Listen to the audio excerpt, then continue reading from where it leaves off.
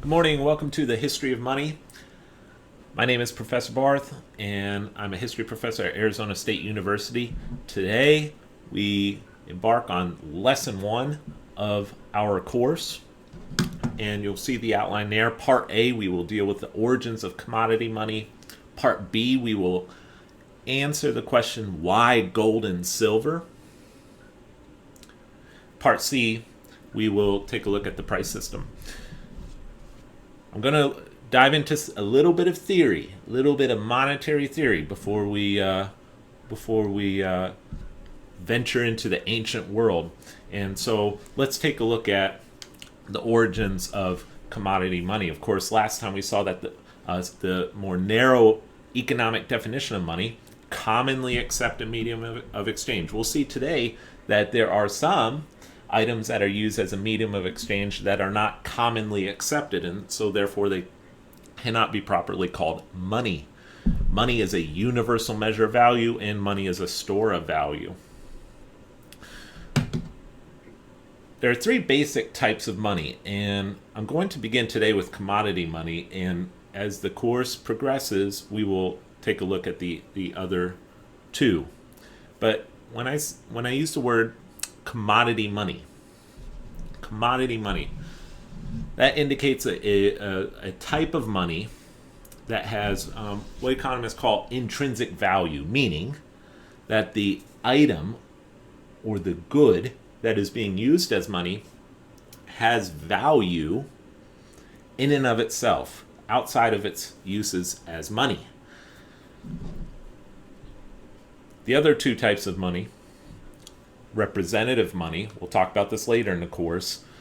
An example of representative money would be a paper note or a banknote that is redeemable in a commodity.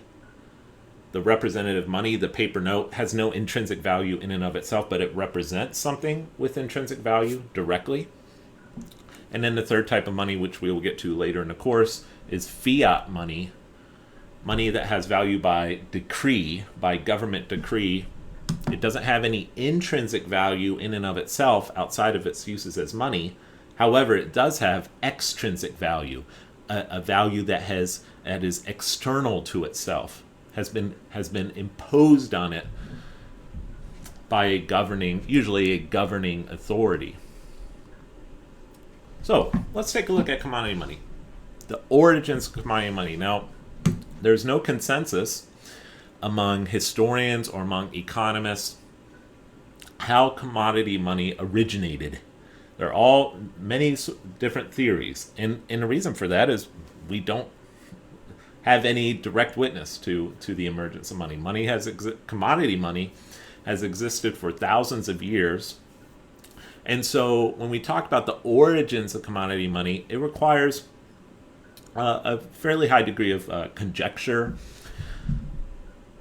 logical inference, and but there is a lack of direct evidence. And so there are broadly speaking, three theories on the origins of commodity money. The one we will detail today we call the market theory of money. Sometimes you'll hear this referred to as the barter theory, and you'll see why that is.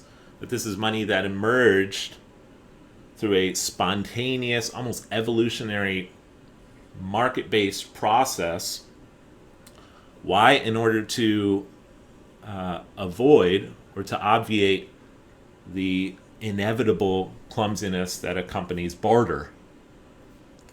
We'll look at that here in a minute. The 2 other theories, there's state theory, the theory that commodity money originated with government. The market theory doesn't deny that government got involved with commodity money, but in market theory, government plays a more reactive role. Money originates outside of government, and then government comes in.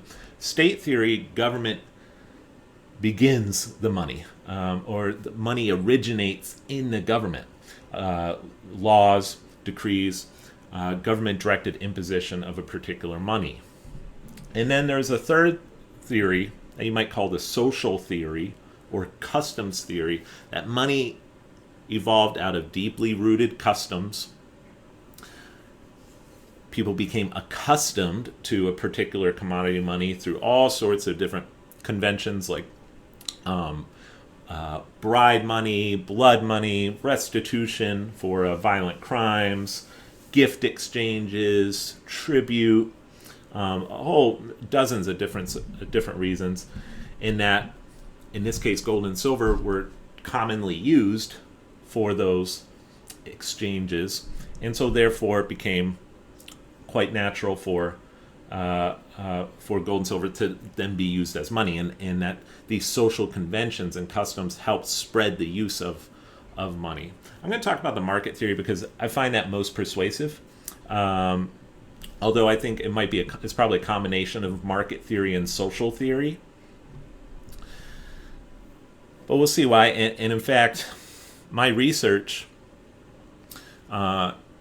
which is I specialize in money in early America, early colonial America, and I find in colonial New England and colonial Virginia this barter theory or market theory playing out in the spontaneous emergence of alternative commodities working as money. And so I find market theory a bit more convincing. I also believe that market theory has the best explanation for why gold and silver became used as money. The state theory I find unsatisfying. Social theory I find some value in, and I think it's probably a combination of the social customs in a market. But let's take a look at this market theory of the origins of money. So trade or exchange is vital, is necessary for any economic system that has a division of labor. In a division of labor, easily explained, every person in community, each individual, each family unit devotes their time and energy into a particular trade, into a particular skill. You might be particularly gifted at making clothing, at making tools.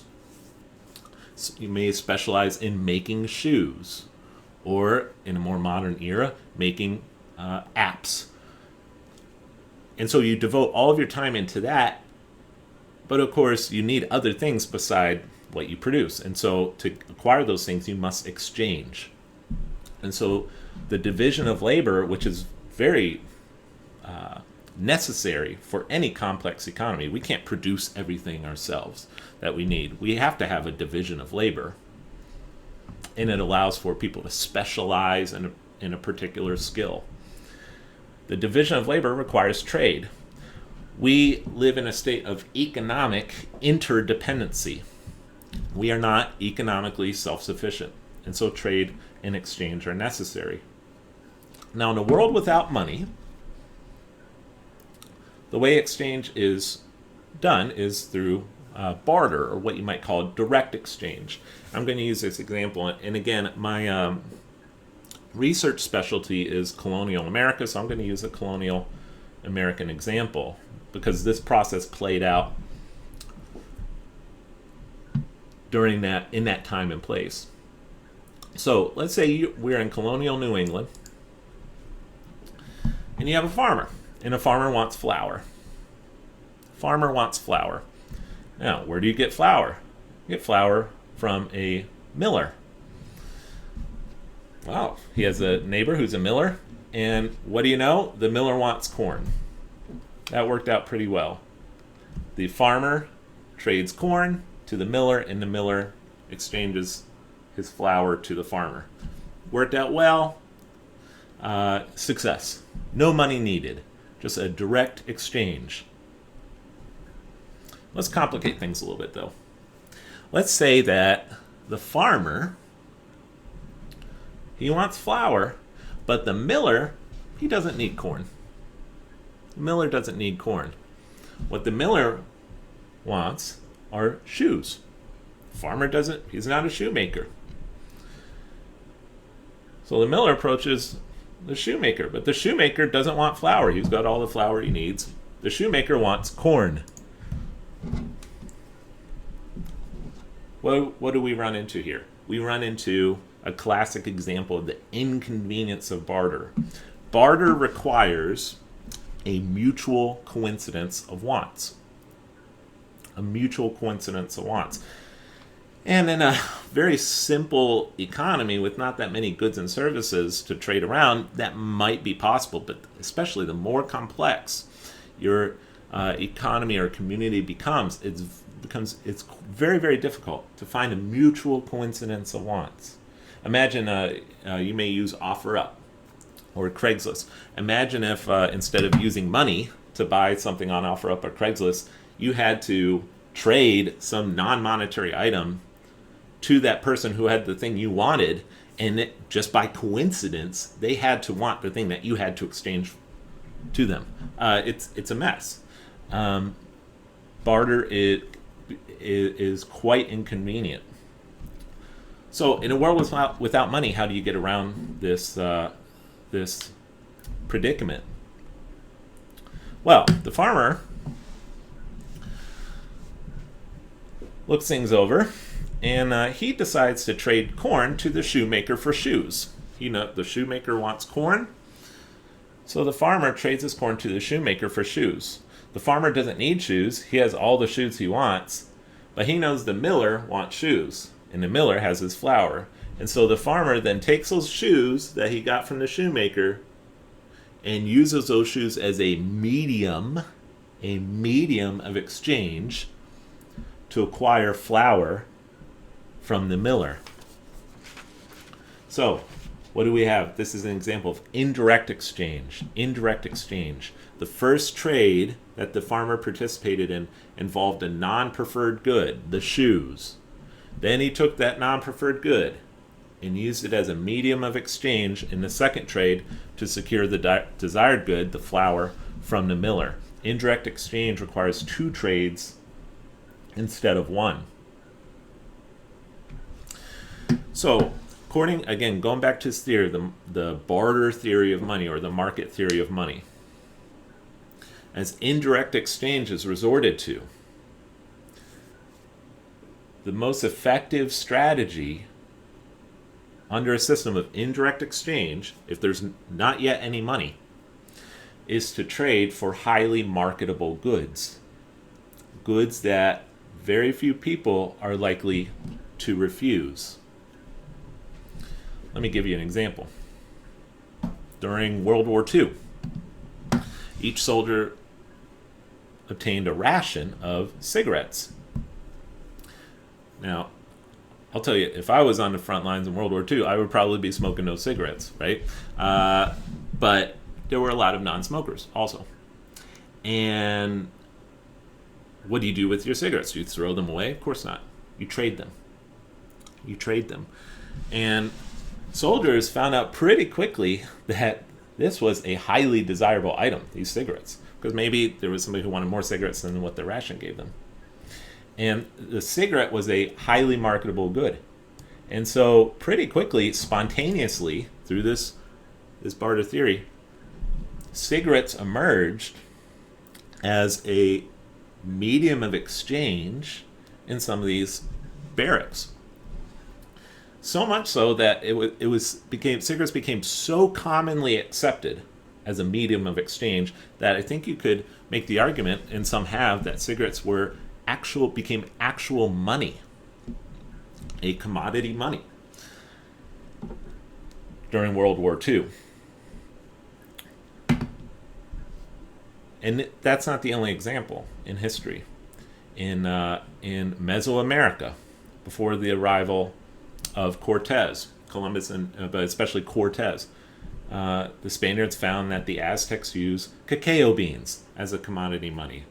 In early colonial America, corn was often used as a commodity money. We'll find in ancient Egypt, grain was often used as a commodity money.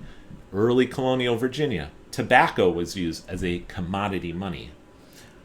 Early to medieval Japan, knife money was used, and spade money, these iron implements, were used as a medium of exchange. And according to this theory, as people more and more figure out that whatever the good in question is a highly marketable good, a good that very few people are likely to refuse, there's a convergence, and that convergence occurs in that good, that medium of exchange goes from just another medium of exchange to a commonly accepted medium of exchange. In that earlier example, the shoe, it was used as a medium of exchange, but it's not yet commonly accepted as a medium of exchange. In fact, never does become commonly accepted. So it's not money. But when a medium of exchange becomes commonly accepted as such, then that's when we can call it money. And once money emerges, money becomes the ultimate good in an economy, the most coveted item in the trading community, because the value of all other goods, all other commodities, the so-called price, is calculated in that good, in that commodity, in that money. The emergence of money facilitates a higher degree of specialization. It facilitates a more complex system of division of labor, and it requires only a single coincidence of wants. This is going back to the OfferUp example. When I use OfferUp, and I love using OfferUp, I don't have to, thankfully, rely on, banking on, whoever I want to get something from, wanting something that I have, right? Because I have money, and they want money. That's only a single coincidence of wants. That the demander of a commodity encounter a supplier of that commodity and then use money, that commonly accepted medium of exchange, in order to secure it.